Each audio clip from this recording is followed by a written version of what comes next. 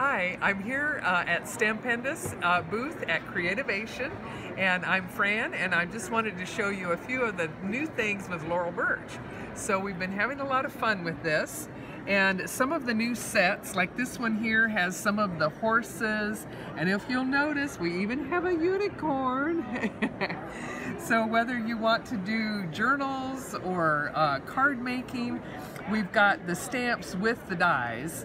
And so this makes an easy way to do a fun backdrop in your journals, but then have all of the pieces that you can die cut. So we've also got the cats, and this one is really fun for the abstract patterns, and the dies then finalize the shapes of the bodies and even the tail.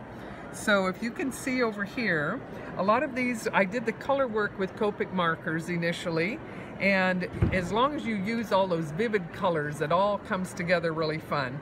And did I mention, yeah, the patterns here will really be a nice addition that I used in the backgrounds and things. And embossing with gold is always a really fun touch to the whole look of Laurel Burch.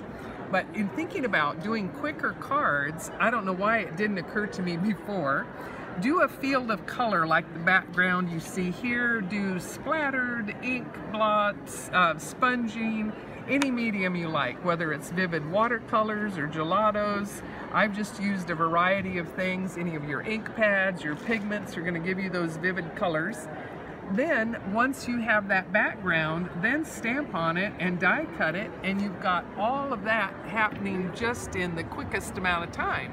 And that really, it works for the bright colors, and it makes it quick and fun to do lots of Laurel Burch cards and not be afraid of getting the colors exactly right. It's just all about being bright and vivid color.